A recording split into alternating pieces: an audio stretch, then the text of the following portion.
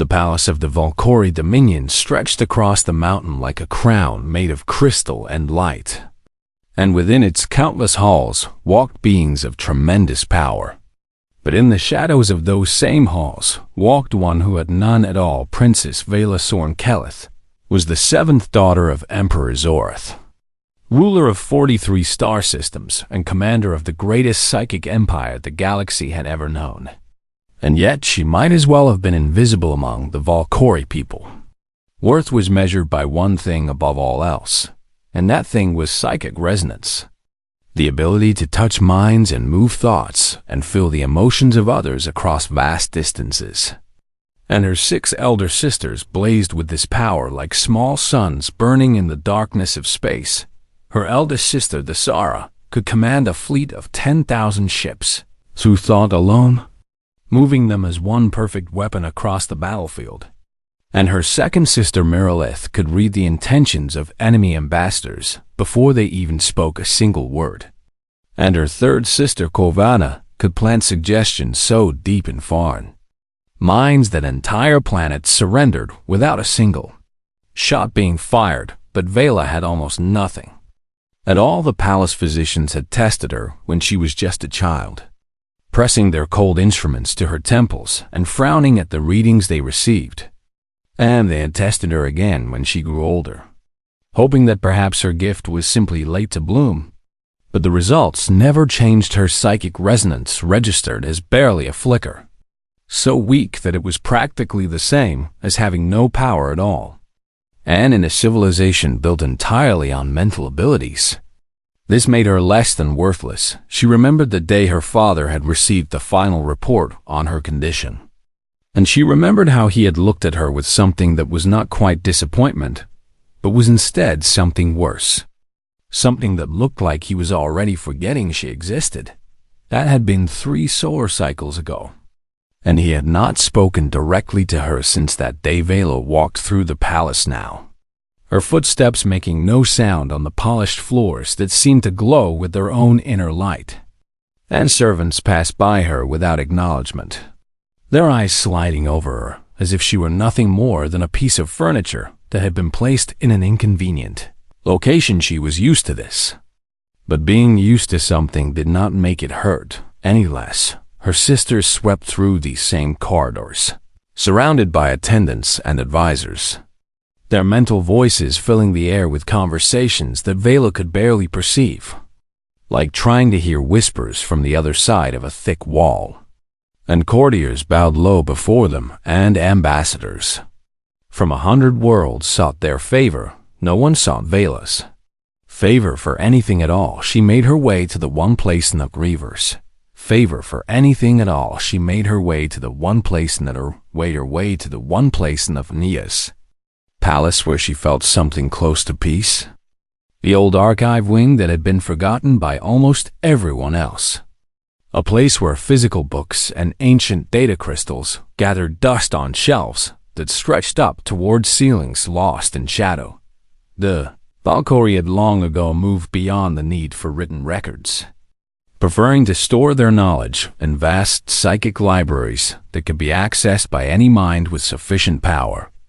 And so these old archives had become a relic of a less advanced age, maintained only because no one had bothered to order their destruction. Vela loved them precisely because no one else wanted them. She ran her fingers along the spine of a book that was older than the Empire itself, feeling the texture of its covering and marveling at the idea that someone had once put thoughts into physical form, had pressed symbols onto pages so that others could understand.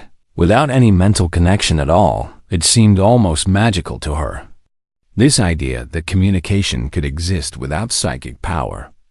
And she had spent years teaching herself to read the old scripts, puzzling out languages that her people had abandoned centuries ago today. She was searching for something specific, a reference she had encountered in another text, a mention of a species that had recently been contacted by Dominion scouts. On the far edge of explored space, the species was called human. She found the data crystal she was looking for and inserted it into one of the ancient reading devices and words flickered to life before her eyes. Words that had been recorded by a scout who had clearly considered the entire report to be a waste of time. Subject species displays no measurable psychic resonance. The report began. Individual specimens tested show complete absence of mental projection or reception capabilities, and species appears to rely entirely on primitive verbal and written communication methods, and recommend classification as level 7 primitives with minimal strategic value. Vela read the report 3 times, and each time she felt something strange stirring in her chest. Something that might have been recognition. Here was an entire species that had no psychic power at all, just like her, and yet they had built cities and ships and traveled between the stars. And they had done all of this with nothing but their voices and their hands and their written words. How was such a thing possible? She was still thinking about this question when a summons arrived. Not through the mental channels that her sisters used, but through a simple servant who had been sent to find her. And the servant looked surprised to discover that the 7th princess actually existed. "Your presence is required in the throne room," the servant said, clearly uncomfortable and having to speak aloud like some primitive creature. "The Emperor has an assignment for you." Vela felt her heart beat faster, and she wondered what task could possibly be so unimportant that it would be given to her, the daughter with no power. The princess that everyone forgot. She made her way to the throne room and found it nearly empty, with only her father sitting upon his great crystal seat and a handful of advisors standing nearby. And she realized that whatever this was, it was not considered worthy of a larger audience. "A diplomatic exchange has been arranged," her father said, and his voice echoed in the vast chamber. And Vela noticed that he looked somewhere past her shoulder rather than at her face. "A human ambassador will be arriving within the week, and someone must be assigned to serve as host." Vela understood immediately, and the understanding brought with it the familiar ache of being considered worthless. Her sisters had refused this duty because hosting a primitive species was beneath their dignity, and so the task had fallen to her, the only daughter lowly enough that she could not refuse. The only one for whom such degradation was considered appropriate. "I will do as you command," she said. And her father nodded once without really looking at her. And the audience was over before it had truly begun. She walked back to her archives with her head held high even though no one was watching. And she pulled out the data crystal about humans once more. And she began to study everything the Dominion knew about the species she would soon be meeting. If she was going to be given this task, she decided, then she would do it well. And perhaps she might even learn how beings without power had managed to build something from nothing. Perhaps they might teach her how to be something more than forgotten. The human ship was small and ugly compared to the elegant vessels of the Valkyrie fleet. A blocky thing of metal and function that looked like it had been built by creatures who cared nothing for beauty. And Vela stood alone on the landing platform to greet a protocol, demanded that an ambassador from any species should be welcomed by a delegation of at least 20 officials. But no one had volunteered to stand beside the forgotten princess, and no one had been ordered to do so either. And so she waited by herself as the ship touched down with a rumble and a hiss of steam. The ramp lowered and a figure emerged. And Vela got her first look at a human being. He was taller than she had expected, with brown skin and dark hair cut short against his skull. And he wore a uniform of deep blue that bore symbols she did not recognize. And his eyes scanned the empty platform before finally settling on her. "Commander Marcus Cole," he said. And his voice was strange to her ears, shaped by a mouth and throat that worked so differently from her own. "I was told there would be a welcome committee." Vela felt her face grow warm with embarrassment, and she struggled to find words that would not make her shame obvious. "I apologize for the sparse greeting," she said, speaking aloud as the humans did, rather than attempting any mental communication. "I am Princess Vela." and I have been assigned to serve as your host during your time with us." She waited for the human to show disappointment, or perhaps anger at being treated with so little respect. But instead, something unexpected happened. Marcus Cole smiled. "Less noise," he said with a shrug of his shoulders. "I prefer it that way." He walked toward her without any of the careful distance that most beings kept when meeting Valkyrie royalty. And he extended his hand in what she recognized from her studies as a human greeting gesture. And she reached out and clasped it, feeling the warmth of his skin against her own. "Your archives are not very detailed about human customs," she admitted. "I hope I do not give offense through ignorance. You already know more about us than most of your people seem to," Marcus replied. And there was something in his voice that sounded almost like approval. "I've been on 3 other Valkyrie worlds before this one, and you are the first person who has bothered to learn anything about humans at all." They walked together from the landing platform into the palace, and Vela found herself doing something she had rarely done before. Talking freely to another person, she showed him the great halls, and the crystal gardens and the towers that touched the clouds. And she explained how the psychic networks functioned, and how her people had built their civilization on the foundation of mental connection. And Marcus listened to everything with genuine interest. "But you speak aloud very well," he observed, as they stood in one of the lesser gardens where flowers that changed color based on nearby emotions bloomed in confused patterns around them. "Most Valkyrie I've met seem almost offended by the need to use words." Vela hesitated, and she felt the old shame rising in her chest. But there was something about this human that made her want to tell the truth. "My psychic abilities are very weak," she said. "I can barely perceive what others project, and my own projections are almost non-existent. And so I have had to rely on spoken language much more than my sisters." She expected pity or perhaps the same dismissal she received from everyone else. That sliding away of attention that meant she was no longer worth considering. But Marcus only nodded thoughtfully. "On my world," he said, "we have no psychic abilities at all. And yet we have built cities and conquered diseases and traveled to the stars. And we did all of this with nothing but our words and our hands. How is that possible?" Vela asked, and she realized that she had been wanting to ask this question ever since she first read the report on humans in her dusty archives. Marcus sat down on a bench beside a fountain that sang with harmonic frequencies, and he gestured for her to sit beside him. And she did so, without thinking about whether it was proper for a princess to sit as an equal with a foreign ambassador. "Your people see silence in the mind as emptiness," he said. "They see someone who cannot project thoughts as someone who has nothing to offer. But my people would see it differently." "How would they see it?" "As stillness," Marcus said, "as a calm center in a universe full of noise. And there is power in that kind of stillness.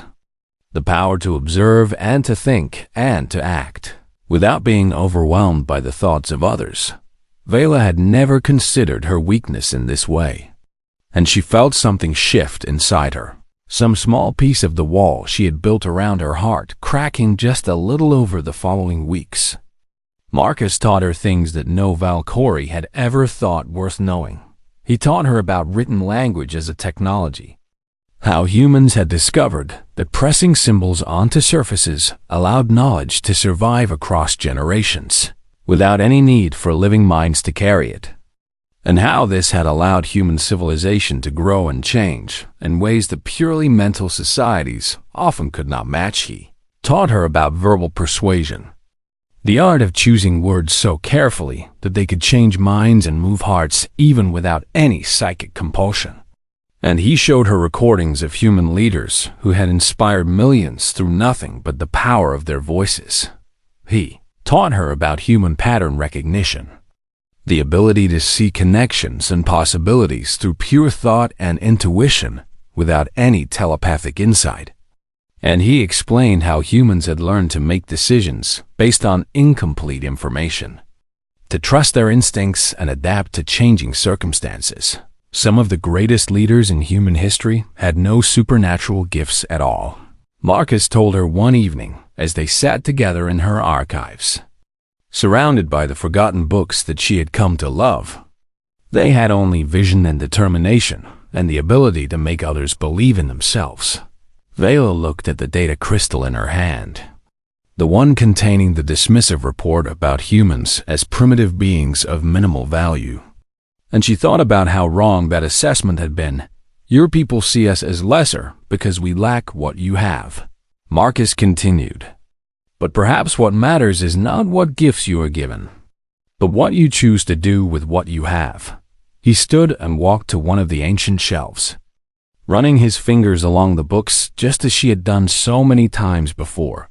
These archives are full of the histories of species your empire has conquered or dismissed, he said. You know more about the galaxy than your sisters who command fleets and govern worlds. And that knowledge is a form of power that they do not possess. For the first time in her life, Vela began to wonder if her weakness might be something else entirely. Something that her people had simply never learned to recognize as strength. She did not know yet that this realization would soon be tested in ways she could never have imagined. That a storm was gathering on the borders of the Dominion that would require exactly the kind of strength that no one believed she possessed. But for now, she sat with the human who had become her friend, and she learned what it meant to be seen by someone who did not measure worth by the power of the mind alone. The news came like a blade in the night, cutting through the comfortable peace of the palace and leaving chaos in its wake. And Vela learned of it not through the psychic networks that connected her people, but through the terror she saw on the faces of servants rushing through the corridors the Varathi collective had struck. She found Marcus in the communication chamber he had been given, watching feeds from the border worlds with an expression that mixed professional assessment with genuine horror. And when he saw her enter, he did not try to hide what he had learned. 3 systems, he said, his voice tight with controlled emotion. The Varathi have deployed some kind of new weapon, something that targets psychic abilities directly. And your people are falling without ever raising a weapon in defense. Vela moved to stand beside him and watched the feeds. And what she saw made her blood run cold. Valkyrie soldiers lay scattered across battlefields in postures of complete stillness, their eyes open but seeing nothing, their minds trapped in some kind of endless darkness. And medical officers moved among them with growing desperation on their faces. The physicians are calling it a cascade bomb, Marcus explained. It sends out a pulse of psychic energy so overwhelming that it shatters any mind that tries to receive it. And since your people are always connected through their mental networks, no one can shield themselves from the effect. How many? Vela asked, and she was surprised by how steady her voice remained. Thousands already. And the Varathi are advancing. And your military cannot coordinate any defense because every time they try to link minds, they become vulnerable to another cascade. Vela understood immediately what this meant for her people. A civilization built entirely on psychic connection, now facing an enemy that had found a way to turn that connection into a weapon. She made her way to the War Council chamber, moving through corridors filled with panicked officials and weeping courtiers. And she found the great doors standing open because no one had thought to close them inside. The scene was worse than she had imagined. Her father sat upon his command throne with his head in his hands, and his advisors stood in clusters around the room speaking in actual words because they were too afraid to open their mental networks. And her sisters, the powerful ones who had always looked past her as if she did not exist, sat in chairs with pale faces and trembling hands. Even High Commander Thasara, who could command 10,000 ships through thought alone, looked small and frightened. Her confidence shattered by an enemy she could not fight with the only weapon she. Nivela entered the chamber, and no one noticed her arrival, which was exactly what she had expected. And she listened as the admirals and generals argued about what could be done. We must counterattack with overwhelming force, one admiral insisted, his voice rising with desperate energy. If we commit all our reserves to a single massive assault, we can destroy the Virathi before they can deploy more cascade weapons. And how do you propose we coordinate such an assault? Another general demanded. The moment our fleet commanders link minds to share battle plans, the enemy will simply release another cascade, and our entire force will be left helpless. Then we send small groups, each acting independently. Independent action is chaos, not strategy. And the Valkyrie have never fought without mental coordination. And we would not know how to begin. Vela felt something building inside her, a pressure in her chest that demanded release. And before she could stop herself, she stepped forward and spoke. I know how to begin. Every head in the chamber turned toward her, and she saw confusion on most faces as officials and commanders struggled to remember who she was. And she saw cold recognition on the faces of her sisters, who knew exactly who she was and considered her interruption an insult. The humans fight without any mental coordination at all. Vela continued, forcing herself to keep speaking even as the weight of their attention pressed down upon her. They use written orders and voice communication and something called decentralized command, where individual unit leaders make decisions based on training and trust rather than direct mental control. Her eldest sister, the Sara, rose from her chair, with fury burning in her golden eyes. You dare to suggest that the mighty Valkyrie should fight like primitives? She demanded. You, who have no power at all, presume to advise this council? I presume nothing, Vela replied, and she was surprised to find that her voice did not shake. I simply observe that our current methods cannot defeat an enemy that has turned our greatest strength into our greatest weakness. And I offer an alternative that has already been proven effective by a species that faces every battle without the advantage we have lost. Emperor Zorath raised his head and looked at his youngest daughter. And for the first time in 3 years, his eyes actually focused on her face. And what would you have us do? He asked, and his voice carried the exhaustion of a leader watching his empire crumble. Vela took a deep breath and began to explain everything Marcus had taught her about human military tactics. The concept of written battle orders that could be carried by messenger rather than transmitted through vulnerable mental links. The idea of training soldiers to respond to situations based on predetermined protocols rather than direct command. The importance of trust between officers who could not share thoughts. She spoke for several minutes while the War Council listened in silence. And when she finished, she waited for the dismissal she knew was coming. Thessera laughed, a cold sound that echoed through the chamber. This is the fantasy of a broken child who has spent too much time with primitive aliens, she declared. Father, send her away and let us discuss real solutions. The other sisters nodded their agreement, and the admirals and generals shifted uncomfortably. And Emperor Zorath closed his eyes for a long moment. Leave us, he said finally. And Vela felt the familiar pain of rejection rising in her throat. She bowed and turned to go. But as she passed through the doors, she heard Marcus Cole's voice calling out behind her. He had been standing in the shadows at the back of the chamber, and now he walked forward to stand where she had stood. And when the War Council looked at him with confusion and annoyance, he smiled the same calm smile she had seen on the landing platform. Ambassador Cole, the Emperor said with barely concealed impatience. This is a Valkyrie military matter. With respect. Your Majesty, I am not just an ambassador, Marcus replied. I am a commander in the human fleet, and I did not come to your world alone. If you will permit me, I would like to offer the assistance of the military advisors I brought with me.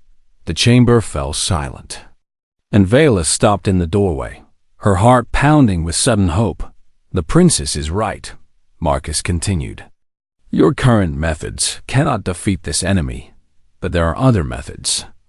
Methods my people have used to win wars against opponents who outmatched us in every measurable way. And if you will trust me, I will show you what humans can do when everyone else has given up." No one gave him an answer that day, and Vela returned to her archives with her heart heavy. But she did not have to wait long when the next cascade bomb struck and 2 more systems fell. When the admirals ran out of ideas and the generals ran out of hope, when even the Sara sat silent with fear in her eyes, a message came to the forgotten princess in her forgotten wing of the palace. The message was from Marcus Cole, and it contained only 4 words: "They are ready now." The training facility had been abandoned for decades, a relic from an earlier age when Valkyrie soldiers still practiced physical combat before their psychic abilities made such training obsolete. And it was here that Vela found herself, standing before the strangest army in the history of her people. They called themselves the Broken. There were perhaps 300 of them gathered in the dusty training hall. Soldiers whose psychic abilities had been damaged or destroyed by the cascade bombs. Officers who had once commanded through thought and now could not even sense the minds of those standing beside them. Veterans who had been cast aside by a military that had no use for anyone who could not join the mental network. They looked at Vela with a mixture of hope and suspicion. And she understood both emotions because she felt them herself. "I know what you are thinking," she said, speaking aloud in the way that now felt natural to her. "You are thinking that you have been gathered here by a princess with no power and a human who comes from a primitive world. And you are wondering what we could possibly offer you." A murmur passed through the crowd, and Vela saw some of them nodding. "But I say to you that what we offer is something that none of your former commanders ever gave you," she continued. "We offer you a chance to matter again, to fight again, to prove that you are more than the sum of your broken abilities." Marcus stepped forward to stand beside her, and behind him stood the 12 human military advisors he had brought to this world. Men and women who had spent their careers learning how to win battles without any advantages at all. "My people have a saying," Marcus told the gathered soldiers. "It goes like this. It is not the size of the dog in the fight that matters, but the size of the fight in the dog, and what that means is simple. Victory does not go to the strongest or the most gifted. It goes to those who refuse to surrender." Over the following weeks, they trained. The human advisors taught the Broken how to communicate through voice and hand signals, how to coordinate movements without any mental connection, how to trust the soldiers beside them based on training and discipline rather than shared thoughts. Marcus taught the officers how to write orders that could be carried by messenger, how to create plans flexible enough to survive contact with the enemy, how to delegate authority to subordinates who would have to make decisions on their own hand. Vela did something she had never imagined she could do. She inspired them. She walked among the soldiers during their training, and she spoke to them individually, learning their names and their stories and their fears. And she told them that she understood what it meant to be overlooked and dismissed and treated as worthless. "I have lived my entire life as someone with no value," she told a young soldier whose psychic abilities had been burned away in the first cascade attack. "My own father has not spoken to me in 3 years, and my sisters look through me as if I am made of glass. But I am still here, and I am still fighting. And if I can do that, then so can you." The soldier looked at her with tears in his eyes, and he nodded. And from that moment forward, he trained harder than anyone else in the facility. Word of what they were doing spread quietly through the military, and more of the Broken began to arrive. Soldiers who had been discarded and officers who had been forgotten. All of them drawn by rumors of a princess and a human who were building something new from the wreckage of what had been lost. Official military command ignored them entirely, too busy with their failing efforts to coordinate a conventional response to the Virathi advance.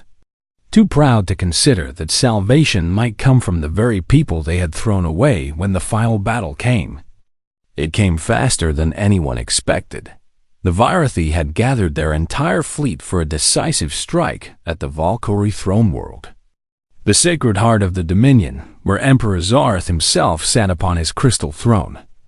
And the Valkyrie admirals had assembled everything they had left for a desperate defense.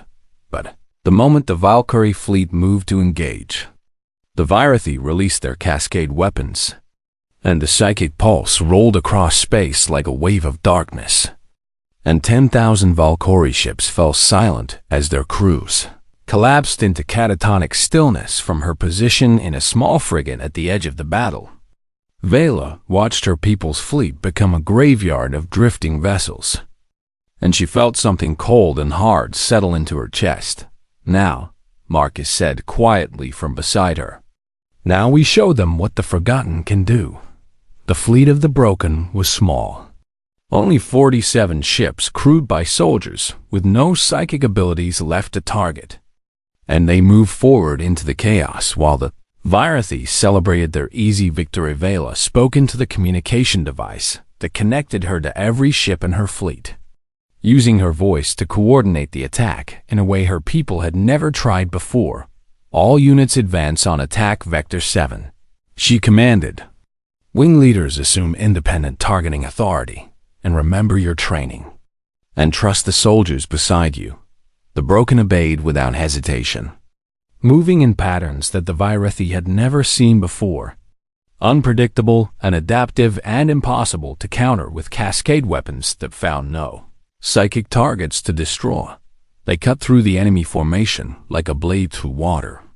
And the Virathi commanders did not understand what was happening, could not comprehend how these strange ships operated without any mental coordination at all. Marcus had planned the operation based on a human tactic from ancient history, something he called a Trojan horse. And Vela had studied the records until she understood exactly what needed to be done. A small team of the Broken infiltrated the Virathi command vessel while the rest of the fleet drew attention away from their approach. And they moved through the corridors of the enemy ship with weapons and determination and nothing else. And they found the cascade weapon array, and they destroyed it. Pulse of psychic darkness that had been paralyzing the Valkyrie fleet suddenly stopped. And across 10,000 ships, soldiers began to wake from their enforced sleep. And the tide of battle turned in an instant. The Virathi, who had built their entire strategy around a single weapon, found themselves facing an enemy that had adapted and overcome, and they broke and fled. And the battle was over. Vela stood on the bridge of her small frigate and watched the enemy retreat. And she felt Marcus put a hand on her shoulder. "You did it," he said quietly. "You saved them all." "We did it," she corrected him. "The Forgotten and the Broken and the Overlooked. All of us together, across the Dominion." Word began to spread of what had happened, of the seventh princess and her human allies and the soldiers that everyone had thrown away. And for the first time in her life, Vela realized that people were actually speaking her name. The throne room had never been so full. Vela stood at the entrance and looked out across a sea of faces. Thousands of Valkyrie who had gathered to witness something that had never happened before in the long history of their empire. The honoring of a princess who had been born without power. The war was over, and the Virathi had surrendered unconditionally. Their fleets scattered and their leaders captured. And across the 43 systems of the Dominion, there was celebration and relief and a strange new feeling that no one quite knew how to name. It was the feeling of having been wrong, of having dismissed something valuable, of needing to reconsider everything they thought they knew. Emperor Zarth sat upon his crystal throne, and for the first time since Vela could remember, he was looking directly at her, truly seeing her.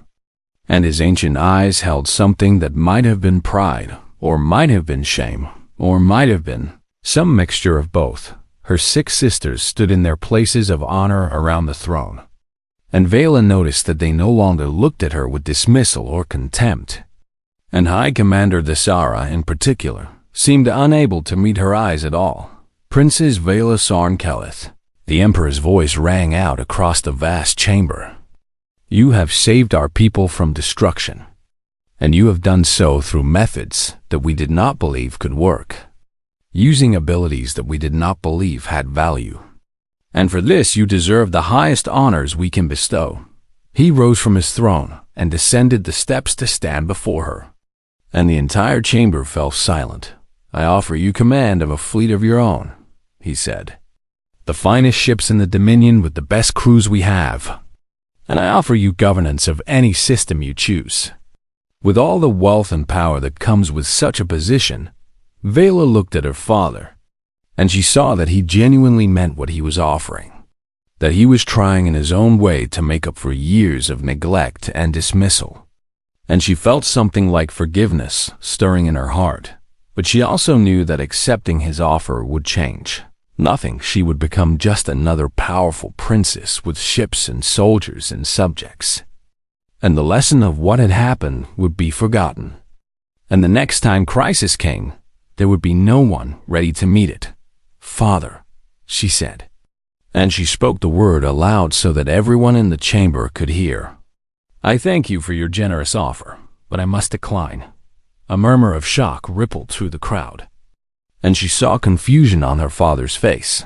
Instead, Vela continued, raising her voice so that it carried to every corner of the throne room. I propose the creation of something new, something that will ensure our people are never again caught unprepared by an enemy who knows how to exploit our weaknesses. She walked past her father and climbed the steps to stand before the throne, turning to face the assembled thousands, and she saw Marcus Cole standing at the edge of the crowd with a small smile on his face. I propose the Academy of Silent Arts, she declared, a place where those without psychic gifts can learn the methods that saved our empire, where human instructors will teach alongside Volcori, where the forgotten and the broken will be trained to become vital.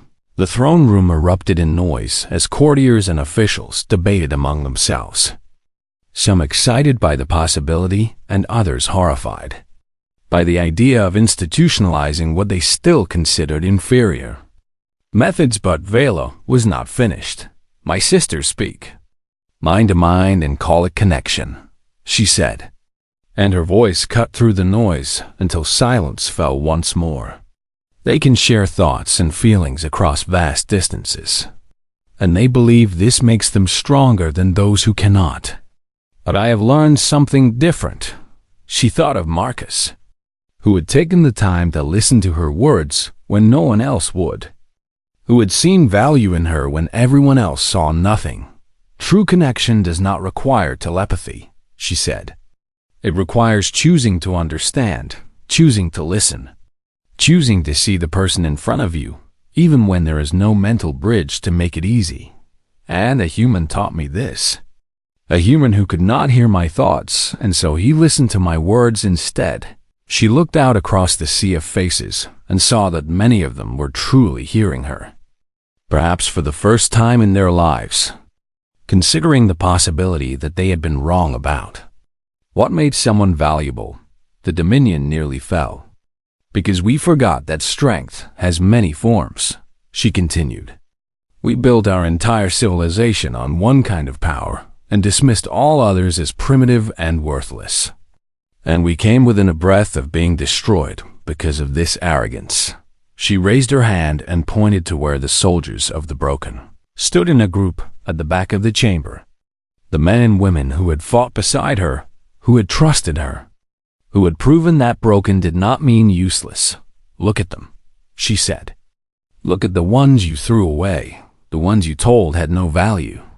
And ask yourselves this: where would you be if they had believed you? The chamber fell utterly silent, and Vela let that silence stretch for a long moment before she spoke again. I will not let us forget again, she said. I will build this academy, and I will train thousands who will never again be overlooked. And when the next crisis comes, and there will always be a next crisis, we will be ready to face it with every tool and every talent that our people possess.